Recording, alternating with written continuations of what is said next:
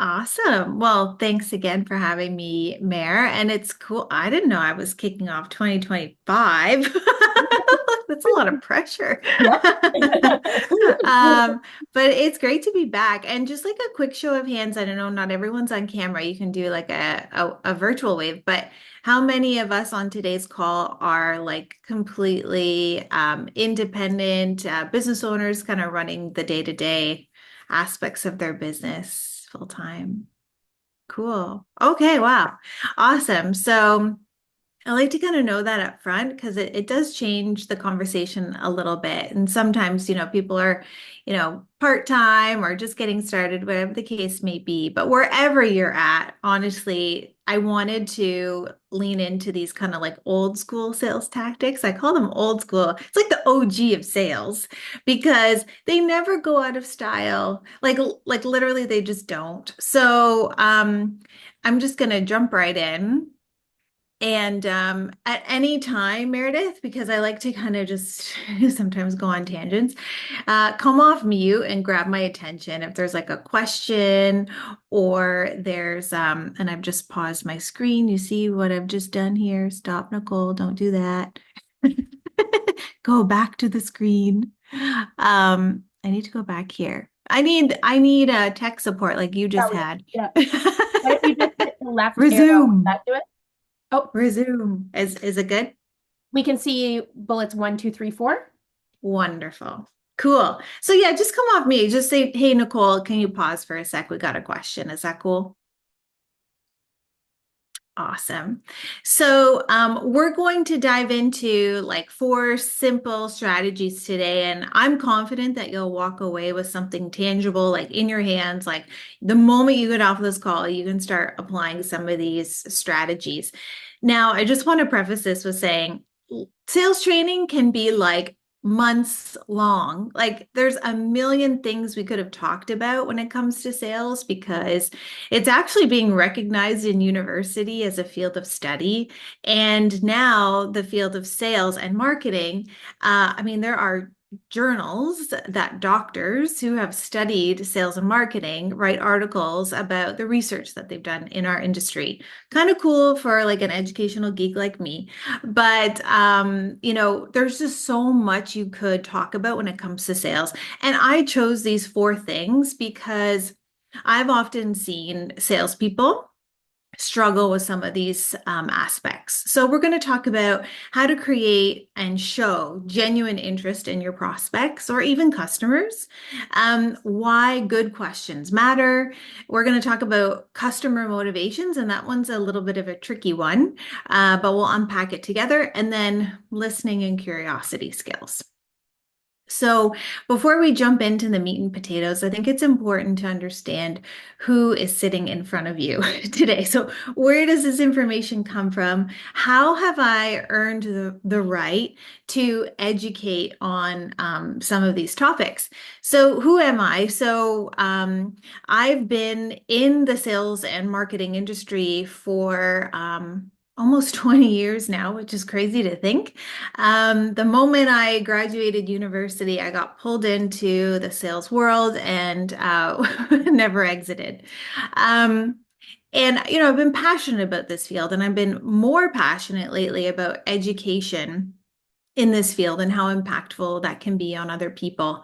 And so, what does this mean to you? This means to you that you're getting advice from someone who's been in it and doing it for that length of time. And so, I haven't just studied the philosophy of sales. I've actually sold for my entire career. So some of this stuff is like tried, tested, and true. Um, Quick story, my first interview to become a salesperson, they literally sat me down in the interview room, and I'm not even joking, they used like the oldest trick in the book to try to get me to respond to an interview question incorrectly. And they said, Nicole, sell me this pen.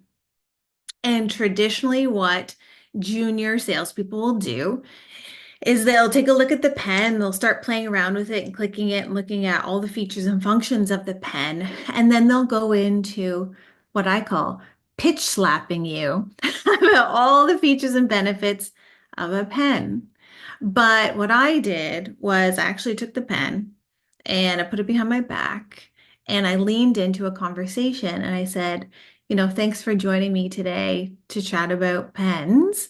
Before we even get into the nitty-gritty about pens, tell me about your business. Why is acquiring pens so important to you in this time?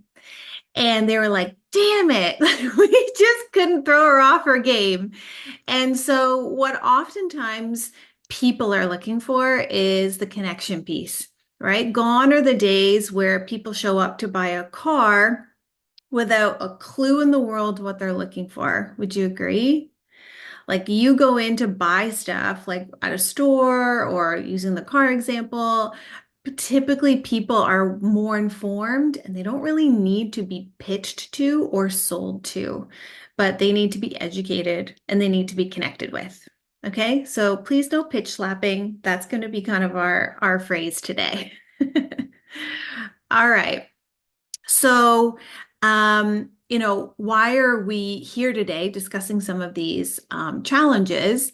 Is, here's the problem in the sales world today, just to kick this conversation off. Here's what we're struggling with. Consumers are tired. They're really exhausted because there's this influx of information that's coming into our inboxes, our social media feeds, our newspapers, like you name it. It's everywhere. We're like in information overload. And we've noticed over the last few years that our attention spans are getting shorter and shorter. You're all experiencing this today as business owners. I know it. Um, the reason why we've got a sales problem today, too, is the evolution of sales in a very fast-paced world. I'm picking on tech sales because they have really taken automation and marketing tactics and they've really jumbled it all together and they're trying to get attention from consumers at a very fast-paced rate. Because these tech companies, there's often a lot at stake. There's like big influx of investment. They have to pay back their investors, get their tech into the hands of the right people. And so there's a lot of pressure on that industry to perform. And when there's a high level of performance that's needed, typically what happens is we're just kind of pushing all the old school sales tactics to the side and saying, we don't really need to connect with people. We just need to get in front of people. This is why it's a problem. We're way more virtual than we've ever been. This is an obvious one, but it is draining on the sales system. And so we're not meeting in person. We're not connecting over coffee. We're not breaking bread with people, which psychologically, there's a lot there when you actually physically sit down and share a meal with someone. I know it sounds old school, and it is because it's rooted in psychology. If you break bread with someone, you're way more connected with them. Okay, so just to kind of give you some context about why we're talking about some of these things is because there's a real problem. Okay, the successful salesperson, I love this quote. The successful salesperson cares first for the customer, second for the products. So you could offer the most amazing widget in the whole entire world. If you don't take the opportunity to connect with that person, just throw your success out the window. That's always been my philosophy is people first. So let's dive into genuine interest. And I'm just gonna come back to you guys for a second. Are we good so far? Not losing you yet? Okay. Jump in anytime because I love it when we can kind of collaborate. So I'll ask you questions along the way and feel free to take yourself off mute anytime. Let's talk about genuine interest. This has kind of gone by the wayside a little bit because we've got a sales problem. What ends up happening too often, and I use the pen example, is we end up going into the demo or the pitch too soon.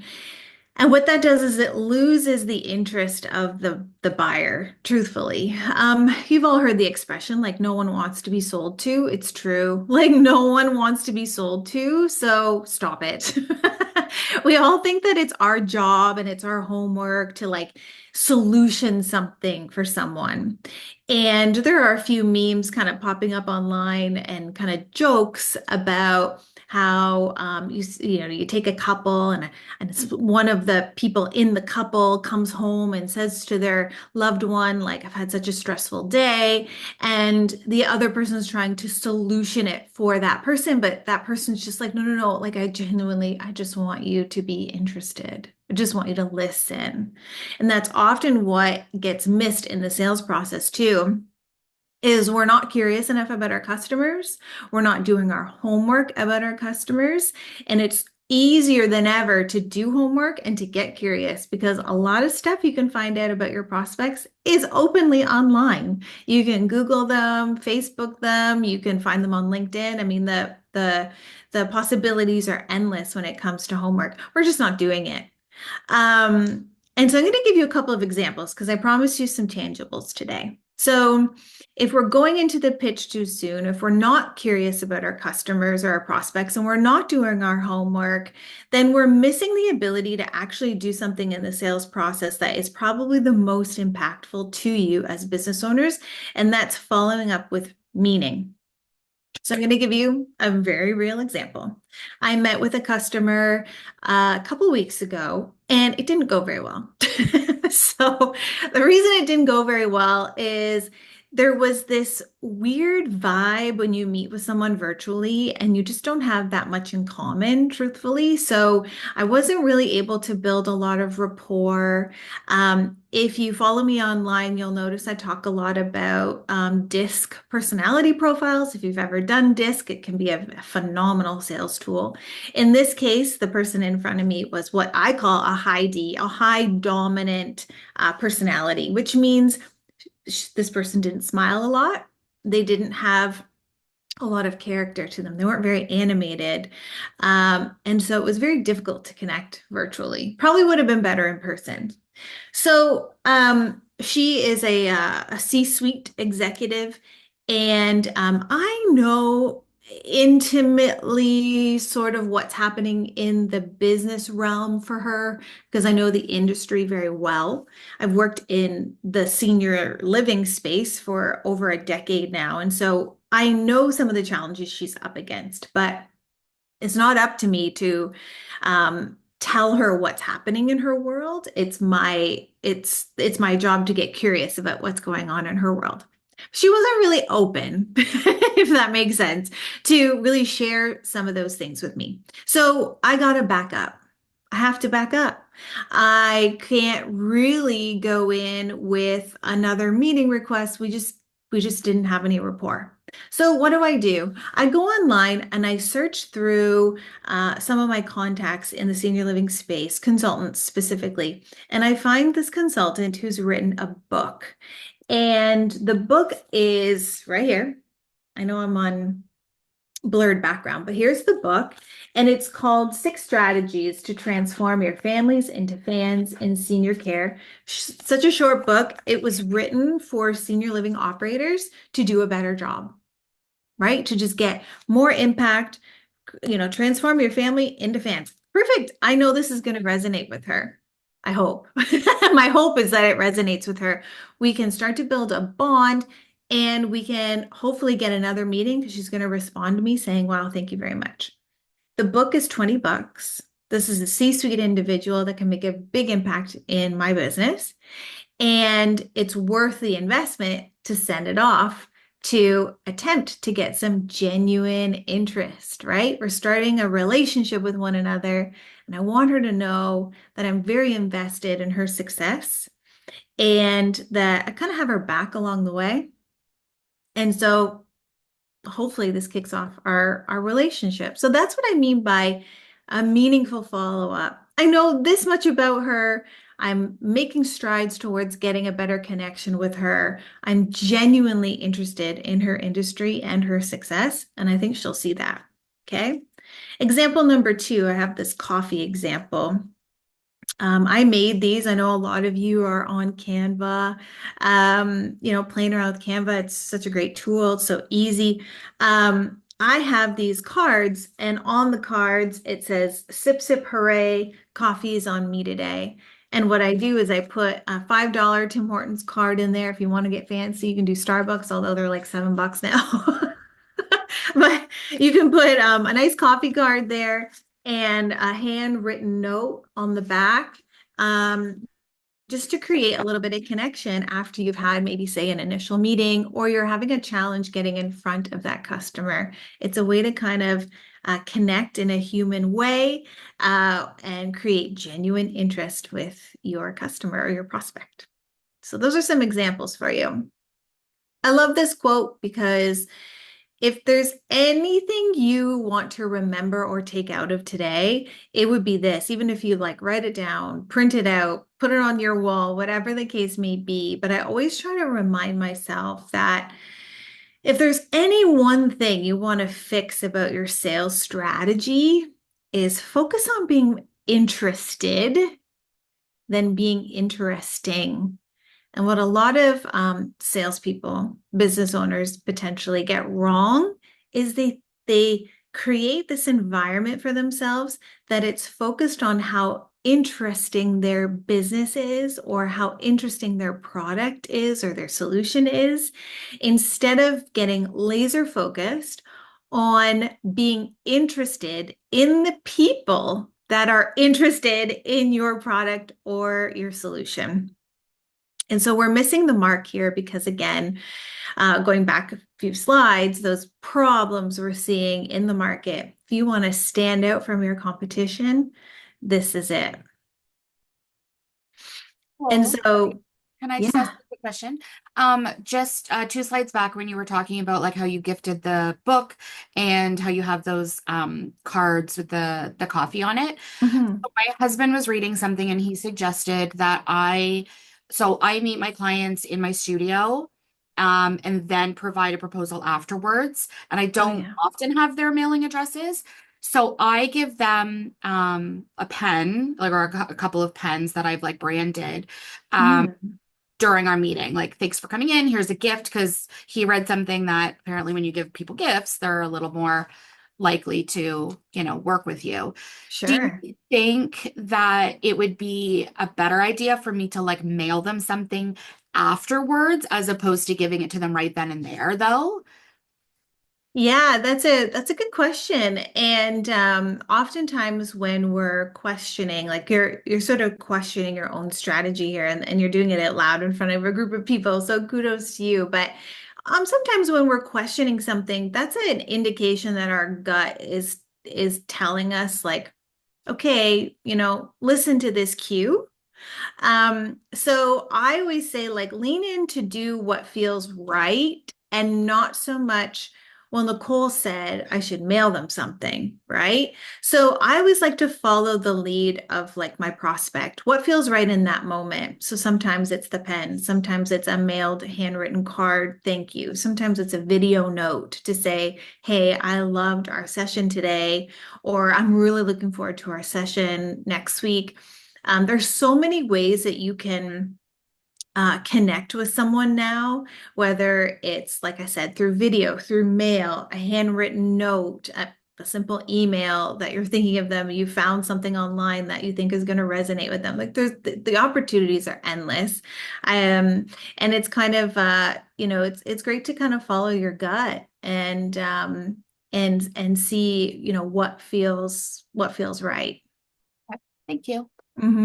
Yeah, good question though. And sometimes it's trial and error or trial and trial. I don't always like trial and error because sometimes it's just trial and success, right? So, try a few things and then see what resonates with your people. So that's always a good strategy too.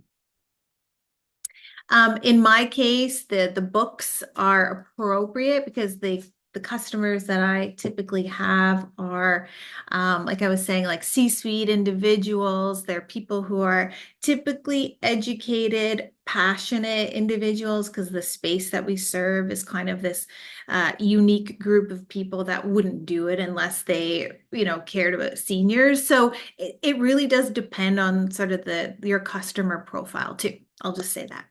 Okay. So let's get into questions. And you as individuals and as business owners, we've all heard this before. Like you have to ask more open-ended questions to get to the heart of the matter. We know this, but why do we do it? There's a number of reasons. I think the number one that reason that sticks out to me, honestly, is you get better buy-in with your customers or your prospects and you look way more professional because now you're positioning yourself as this trusted ally, this trusted advisor, a consultant versus a salesperson. And what it does, it actually helps you avoid pitch slapping or pitching your audience too soon. Because oftentimes what ends up happening is just because we're great human beings, we're like, I'm gonna get to the solution so fast. You're gonna love me because I'm gonna just like solve all your problems in like 5 minutes. Where if we took more time to ask better questions, and I'm gonna give you some examples, then we could actually avoid solutioning too soon and potentially irritating some of our prospects. The more curious we become, we just understand. You've all heard this before, but these pain points, we're able to understand them a little bit better.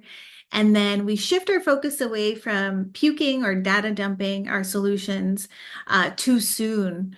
I can't tell you the number of times I've met with individuals who are like tech salespeople. I'm picking on tech salespeople. I don't mean to, but I've had the opportunity to meet with so many salespeople over the years who are trying to sell solutions to me. And I was like, my heart sunk when they just went into the pitch deck like immediately without finding out about me and finding out what was important to me. It's just kind of disappointing, right? So at the end of the day, we just want to figure out, is my business or solution a good fit for this person? And we're not taking the opportunity to do it for long enough. So the questions lead into the customer motivations. We don't ask questions just to ask questions. Sure, it's a great rapport builder, but really, as salespeople, what we're trying to do is help our prospective customers figure out the solution to their problem. And if it's us, great. And if it's not, they're going to move on. But it's up to us to figure that out. So the number one thing is to remember is, why would anyone make a change? And literally, if you put this in your office somewhere or you have it written down somewhere, it'll kind of guide you back to your own purpose. And literally, like, why would anyone want to make a change? Most of the time, it's painful, it's annoying, it can be costly. Like the amount of things working against like a traditional salesperson, it's like it's crazy, right? Because change is hard for people. Oftentimes, just human behavior. We don't want to make a change. It's not something we want to do. So we've got to do a better job at sort of figuring out what could be the motivation for them to make a shift over to what we have as a solution. Okay, so these are some of my favorite questions. This is a great strategy to use in your own business. And if you're meeting with someone on a discovery call, if they're a business owner or an individual, you can sort of tweak this for the appropriate setting. Let's say you're meeting with an individual that wants to do business with you potentially. What's your biggest initiative right now? Like, what are you focusing on in life, in business? What is their main focus? Versus what oftentimes I see salespeople asking is, what keeps you up at night? And that question, although can seem impactful, what it can do is lead you down a path that just allows them to just unload their problems on you, and it's not really unloading their motivations. So, what you want to avoid is having somebody tell you all their problems instead of telling you all the reasons why they'd be motivated to make a change. So, I'll give you another example. So let's say we're talking to a business owner. So what are some of your key business initiatives right now or this year? What are you focusing on? And they'll give you a few examples. And then you can follow it up with, okay, that's great for the business. Now, what's your main focus this year? And they'll tell you a few things. They're probably going to tell you about 1 to 5 things likely. And this is my favorite thing to do with anybody, is these scale questions. They're like, they're a dream because they can really help you get to like the root of the problem or the root of the pain. So if you had to rate them on a scale of 1 to 10, or sorry, 1 to 5, where would you rate these focuses that you're really leaning into this year? If you had to rate the most important being number 1 and the least important number 5, where would you place them? And then to follow that up with, and then where would you rate their current performance in each of these areas? I know this seems like, oh, this is pretty hard for them to answer. They will love answering it. The reason they'll love answering it is because typically people are not asking them this question in this way. It does a few things. It allows them to really focus on what are their motivations. Rating them really puts into perspective what's actually important. Because the question, what keeps you up at night, isn't going to give you sort of a tangible scale and rate the importance of where that stands for that person. And then my favorite follow-up question is, well, what's stopping that from being a 5? So if you had to rate, where you're at with a specific initiative, where would you say that is now? So let's use an example. Someone brave enough to come off mute and tell me what their solution is that they offer a customer.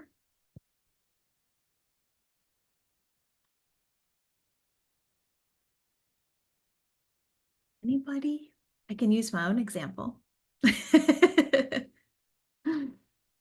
just going to give it a second. We could always use Meredith too as an example. So Meredith provides lots of services, lots of solutions.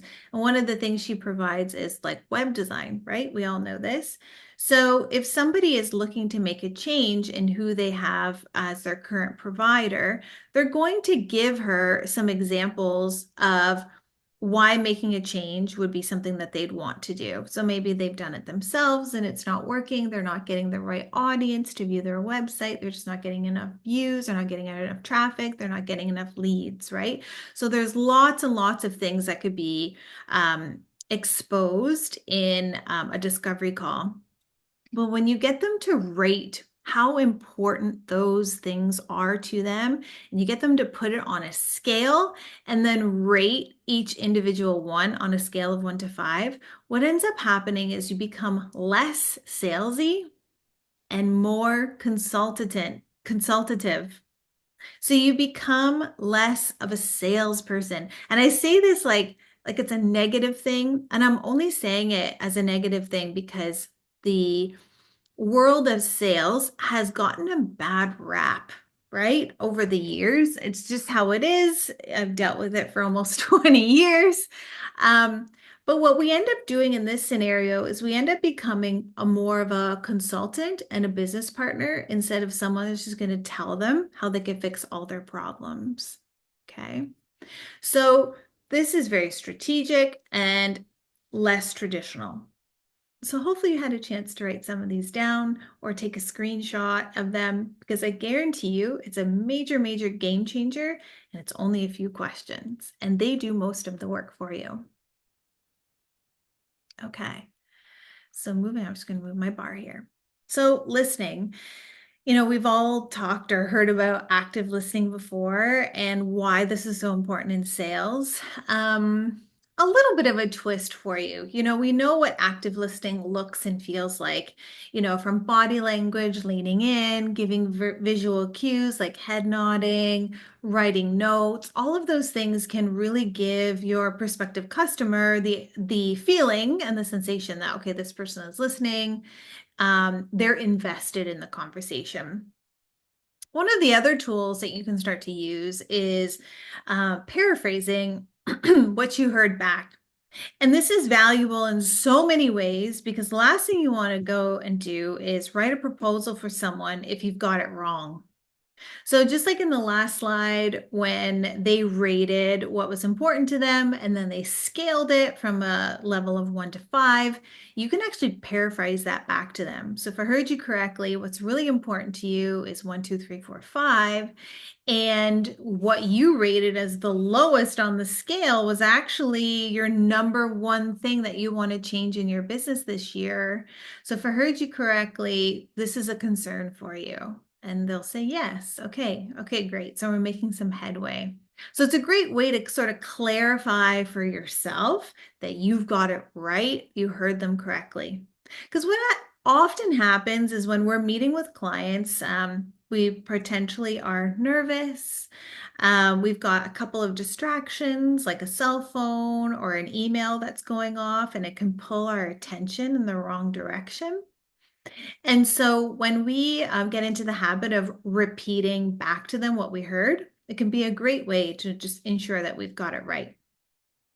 It also, again, there's a theme here. It helps us resist jumping in and getting to a solution for them, right? And I know this is counterintuitive because a lot of sales trainers over the years have trained us to find the features and benefits that will be important to them and then pitch it, right?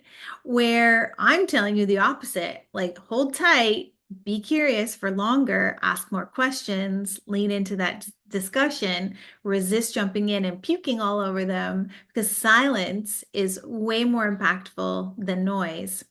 So this helps you stand out as a more consultative, again, salesperson, business partner, collaborator, than simply just pitching a product to them that potentially doesn't resonate with them.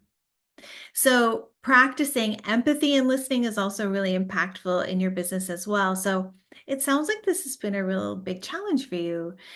Care to share a little bit more, or I'd love to hear more about that if you're open to sharing. So being empathetic in your listening approach, again, really positions you on a higher scale than, say, a competitor that they're looking at. People want to do business, you've heard this before, with people they know, like, and trust. And so all of these things I'm sharing with you today, just take that to the next level. Okay, so we're still avoiding solutioning. So you might be asking yourself, okay, Nicole, that's great. I can stay curious for longer. I can ask really impactful questions. I can understand the motivations for my customers. I can do all that. But like, when can I pitch? And the answer is always whenever that is the next logical next step in your business. So for instance, some products and services just have a natural shorter sales cycle, right? The barrier to entry is fairly low. It's not like a high cost item. There aren't like legal implications involved. There's no like government body or anything that's kind of, stepping in. There's no like union, for instance. So if those things aren't an issue, absolutely. Get to the pitch, get to the solution. Only after you've discovered their motivations and you've listened and you've documented and you've paraphrased everything you've heard, absolutely go into the pitch. But if you're in a type of business that's a longer sales cycle, a bigger upfront cost and investment, this could need multiple steps and multiple stakeholders. So I'll give you a stakeholder example. You might have somebody that you're trying to do business with, or they're trying to do business with you. And as a sole entity, like a one-man show or a one-woman show, they're the business owner. So you're thinking to yourself, okay, great, they're the decision maker. Perfect. I just have one person to pitch to, one person that I need buy-in from. What you could be missing is another voice. So there could actually be another person influencing this decision, but unless you ask the question, you could be missing out on this very, very important person. And what traditional sales trainers will tell you is they'll say, okay, great. Is there anyone else I should ask questions to? Is there anyone else that's going to make the decision here? And that can feel a little bit demeaning sometimes in a meeting. You've probably felt that before if you've ever asked the question. So a great way to position this is including yourself. Is there anybody else you'd like a voice in this decision? And that can be a great way to find out what other stakeholders, and it could be a spouse, are involved. And I see there's a chat question. And I'm trying Okay, to see. Nicole? What's that? Can you see the question? I can ask. It was my question. Oh, okay. So, what if the person is a spouse but not part of the business? Like, Mm, I get that all the time. Like, okay, yeah. now I want to go and speak to my partner, but they're not officially part of the business, but Mm-hmm. they have like a big They influence. have they have a voice. Yes. Yeah. And so a great follow-up question is, so I always like to say, when you want to know the answer to something, like ask the question. And sometimes it can be hard in the moment. But let's say they say, yeah, I really have to talk to my spouse about this. Like it's a decision we need to make together. It impacts our finances. Okay, great. Let's chat about what that conversation could potentially look like. Is there anything I can support with in terms of anything that I can share about the process or the product or the solution? How can I provide like ammunition to you to go into that conversation a little bit better? So that's kind of an approach that you could take. Or what are some of the barriers you might foresee in that conversation, if any at all? I'd love to be able to kind of brainstorm with you or go back and forth on some strategies I've seen work with, involving a partner in this decision. Let's chat about it. So often we think we can't collaborate with our prospects. And if they are open and willing to kind of chat about the strategy and involving another voice, could be a good opportunity to, again, gain more buy-in. Love that. Mm-hmm. Yeah. And I know it sounds easier said than done because it is a kind of a challenging conversation, but just gauging where that person is, or even asking the question, how do you anticipate that going with them? Just that question alone can open up any answer because it's very broad, it's very open-ended. I'm not bringing any negativity into it. Just how do you anticipate that conversation going? And then they'll start to open up to you again. So that's an excellent question. Okay. So we talked about other stakeholders. So is there anyone else you'd like a voice in this, including yourself? Is there anyone else you'd like to have a voice in this decision? I love that. I love that positioning because it's just so non-threatening, so open-ended, and still you're making your prospect feel like they're in the driver's seat with this decision. Okay, my final thought, and then we'll get into some questions, hopefully. And we can hopefully, I can help sort of answer any questions you might have about sales. I didn't want to go through the deck without highlighting something, and that is a big topic today in the sales training world is, okay, great, Nicole, you did a whole presentation on connection. And I hear every sales guru out there saying, I need to make meaningful connections with people. But like, how do I do that when everyone's behind a computer screen? And I genuinely want to connect with someone about my business, but I don't want to be pitchy about it. This is everyone's conundrum right now, mine too. So we're all dealing with it. Just this morning, I got a message on LinkedIn. Somebody connected with me and I accepted. And this was the message. Good morning, Nicole. Thanks for connecting. I'm excited to expand my network and learn more about your work. Warm regards. So I thought I could just open this to having a conversation together because I'm sure we're all navigating this and how we can actually make this better. So how do we make this message a little bit more impactful? How do we make it better? Curious to see, what your thoughts are on this.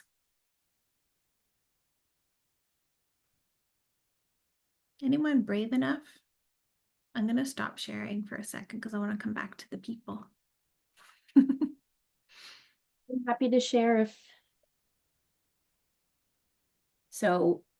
I'll start. I'll start by saying like this is something I receive and also send out, and it is I find it incredibly difficult because I want to be like I'm truly just saying, thanks for inquiring. Like I'm here for any questions, but I know that we all get sort of spammed with these cold, Mm-hmm. messages all the time, and so I do find it really difficult to try and like through just text, make sure that the tone is there, that it's like, I just genuinely want you to know that I'm here for any questions kind of thing, you know? Mm-hmm. Mm-hmm. So anyways, that's just my 2 cents. And the message that you just shared, feel like if I read that, I would just ignore it. Because I'm like, that's templated. It's for Mm. everyone, It's like too generic. too generic. Yeah, exactly. And so Mm-hmm. just leave it. I would just ignore it. Mhm. Okay. Anyone else would ignore it? You can just nod your head. I can see you now. You're muted. But anyone else? Yeah, you're like, I would just ignore it.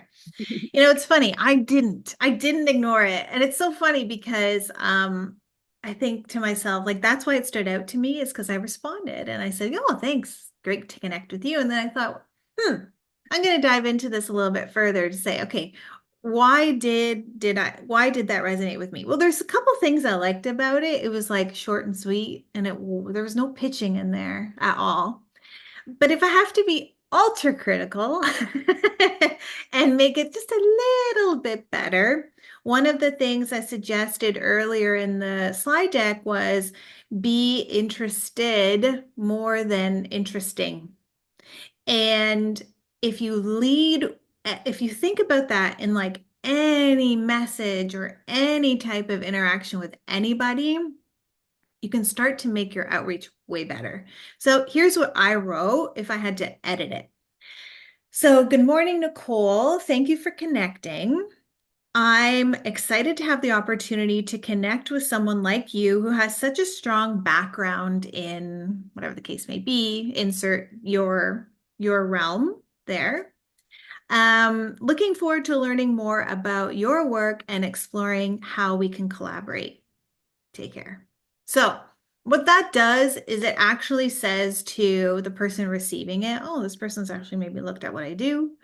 I'm not pitching anything. I'm not suggesting a meeting. I'm not throwing my calendar invitation in there, which we see oftentimes happen. Love to connect with you. I'd love to connect with you. Sure, you would, right? Again, that's about me and not about them. So when you're approaching a prospect, which by the way, if you're doing like kudos to you and tap on the back because it's very difficult to do. That could be a simple strategy of connecting with someone, showing genuine interest, and then being silent. Going back a few weeks later, commenting on a post, interacting with something they've shared. Maybe it's like an article or something. So you can start to build a relationship with someone online without spamming them, right? Nobody wants to be spammed to. Nobody wants your calendar invitation. Sorry. But it's just we're bombarded with it. So we'd rather have a more genuine connection. There's somebody if these topics really resonate with you and you want more, I love the work that Larry Levine does, and I'm gonna put it in the chat because his name isn't how it sounds. Um, and so that's how I sort of got a little bit more interested in like the power of like human connection as it relates to sales. He gets into a lot of stuff about gratitude. He talks about some like tangible examples of how to reach out to someone in a very organic way online. And he just genuinely loves the space of sales. So if you want to learn more about, he has this phenomenal book called Selling from the Heart. And I just resonate with his methods and his philosophy around sales. So if that's of interest to you, I'd totally check him out. I went blurry. I'm just gonna pause there and like open it up for any questions you might have. Or maybe you're struggling with a prospect, we can unpack it as long as it stays completely confidential. Thanks, Nicole. Hmm. See people coming off mute. Go for it. Hi, I'm just saying hello from South Africa, so other side of the planet, I suppose. Hi. Um, and I must say, in the digital space, it's always so great when I come onto these type of platforms and hearing all of this, because here in South Africa, we're so far behind with all of this stuff, and you're kind of dying to get there, and you, because we're exposed to all of it now, and I can be a part of platforms like this where I wasn't able to before, I'm kind of on board with it. But then when you utilize it here, you get this like typical like, oh no, that's so American, we don't do that here. And it like kills me because it's just terrible. So in a way, it's nice because you're kind of having the same problem because it's been done a lot on your side, whereas we're trying to do it this side and they're going no before we've even had a chance to do it. So yeah, it's just my Interesting. 2 cents worth of info from this side. But it's one of those like I'm dying to get there and dying to see and prove that it's working, but it's like a bit of a struggle, I must say. Yeah, and you're right. And how do I pronounce your name? Is it Isha. Leslie? Leisha. So yeah, there are cultural implications there too. My perspective is totally coming from the North American lens and, my own view on how I've experienced selling within like a North American market. So thanks for chiming in and kind of saying like it's cool, like this information is great and valuable, and then I'm going to take some of it and apply it into like my own cultural lens. So I think that's really cool. Thanks for sharing. But it definitely applies. That's what I find is interesting because it's not different. And I think the struggle is just that kind of I find that the digital space has become almost like a country on its own because you're Mm, either digitally inclined or you're not. And I think that in essence is what I struggle with on this side because to me, why have a meeting when I can have an email? Why see you in person if I can do it on Zoom? I'm very mm, much that way inclined. And I think that's more where the struggle comes in. And I think for me, what we've learned here is that it's more about finding the clients that are kind of open to the same world as opposed to someone trying to bring someone on board. So when we used to try and sign clients up that, oh yeah, I want, let's say, for example, social media marketing, but they don't even have a Facebook page, they don't know what it is, and they really are just coming to you because someone somewhere said you have to be on Facebook. Those are generally the ones that we burn our fingers with.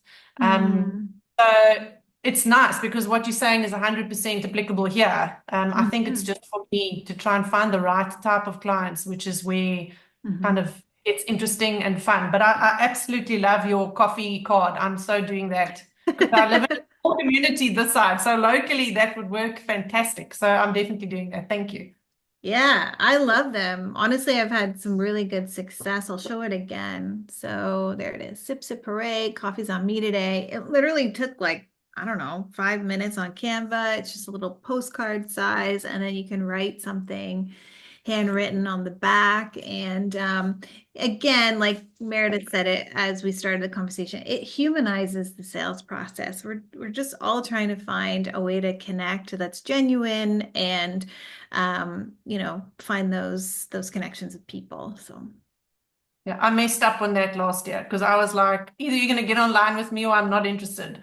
And I don't know, it got me to be very angry at certain points. So I mm, started the year with a refresh and I was like, yes, okay, I get that's how I want to be, but that's not how people are, or mm, not at least here yet. So I've kind of gone back to setting up meetings and meeting in person and holding their hands if they don't understand how a Google Calendar works. And yeah, yeah, so yeah, thanks. cool.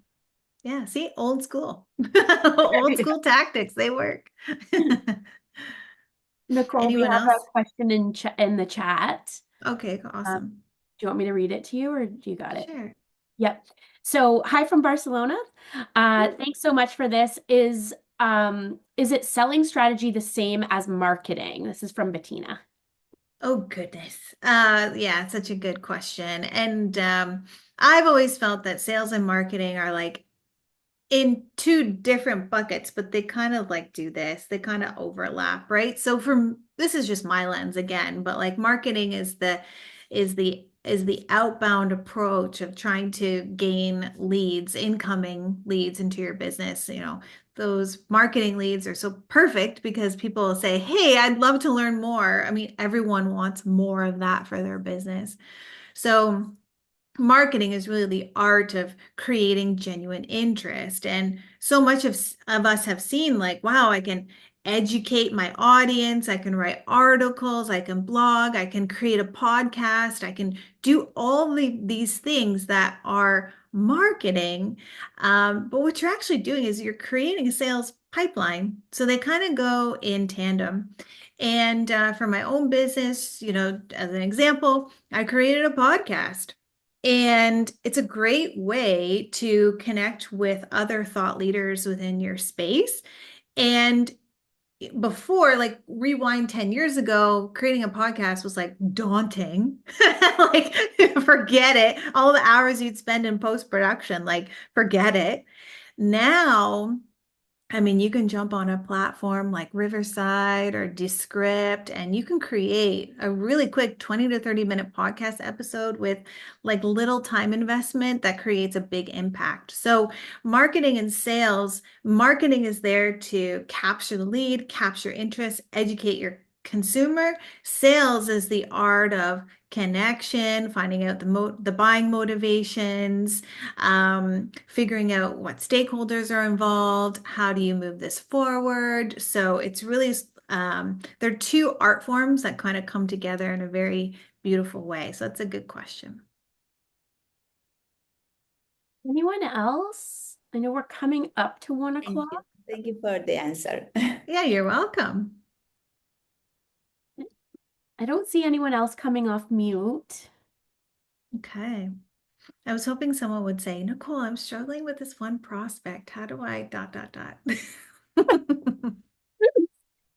I'm happy to share some of that. I don't like taking stage too much though. Would that be helpful? Do you guys want me to share a current situation? Yeah. Sure. Okay. I have so many to pick from.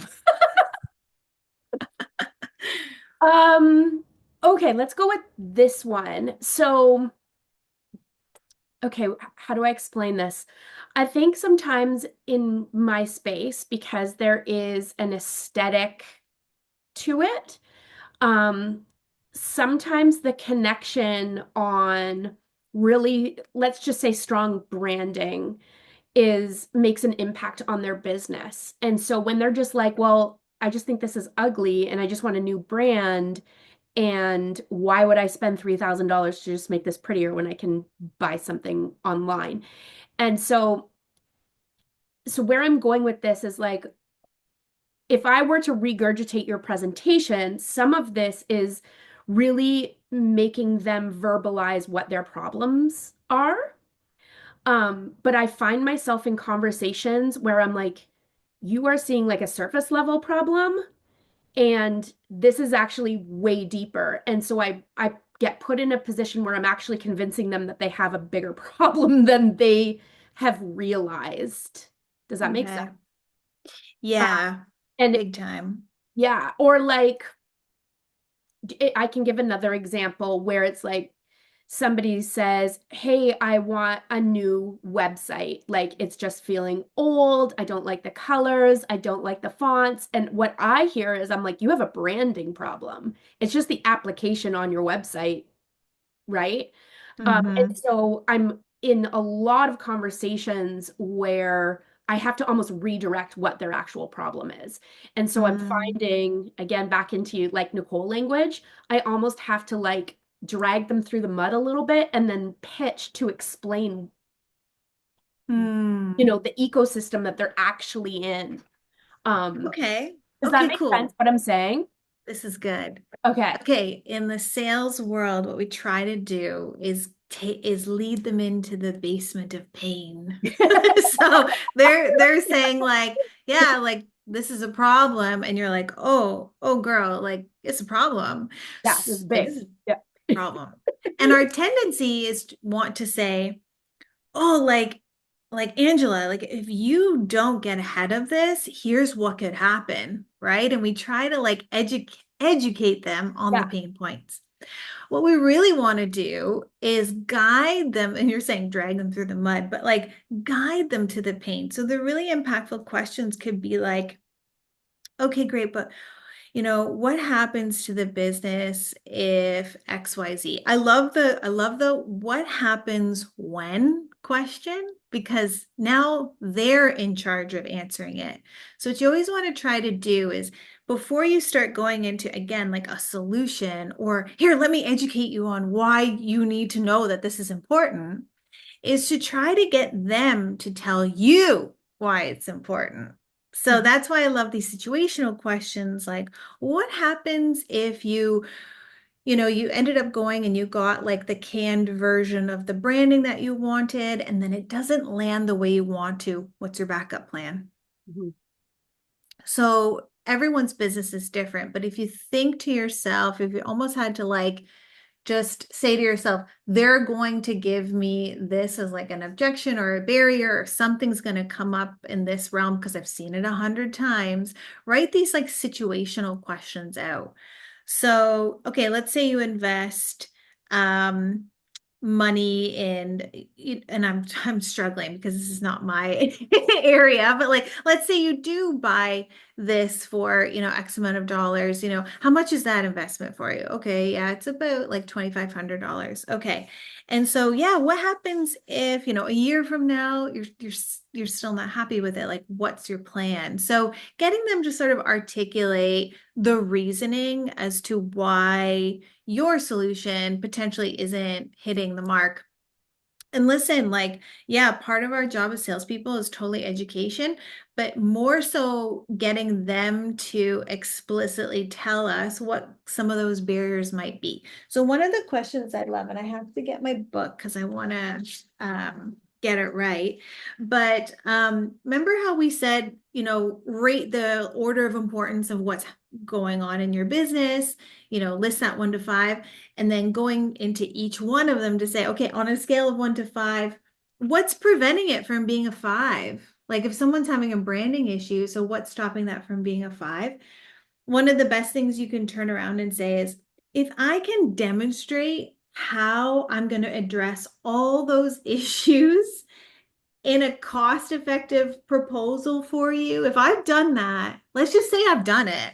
Like let's just say I've taken away all your pain, I've fixed all these issues, we're now at a 5, and I've done it within your budget. Could that turn into a yes? So you kind of can fast forward. This is what I said. Listen, sales training can be like days long, right? That's why these like conversational aspects are so good to kind of bring that out. So I know we're out of time, but like if you guys have any questions about like, yeah, Nicole, I am struggling with a prospect, like how would I turn this around? You can totally reach out to me and we can even just go through it together one-on-one. Amazing. Thank you. Yeah. All right. Thank you to Nicole yet again, kicking us off. I love one of our huge goals in our business is to really make sure that we're showing up as human and not these robots of business and being vulnerable. And I feel like you have to really set the tone because, again, this is so much about like other people and the problems they're dealing with and supporting them through it. So thank you, thank you, thank you. And thank you to all of you. That was amazing. So many people from around the world on this one. So hopefully and we have them every single month. We skip the summer because it's summer. And yeah, thanks again. I'll be sending the replay as well. And that should take care of it. 1 o'clock, right on the dot. Awesome. Right. Thanks, everyone. Bye, everyone. Happy selling.